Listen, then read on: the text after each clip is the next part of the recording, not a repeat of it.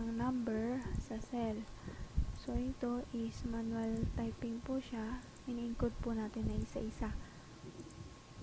1, 2, 10. So, ito naman, which is para mapadali ang ating trabaho. Kailangan lang natin dito is mag-input ng number ng isa. Then,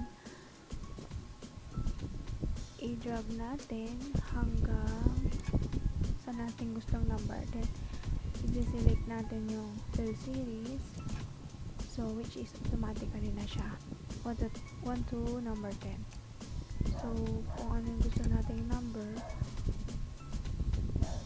for example, 1 hanggang 24, so yan, automatically na po siyang lalabas.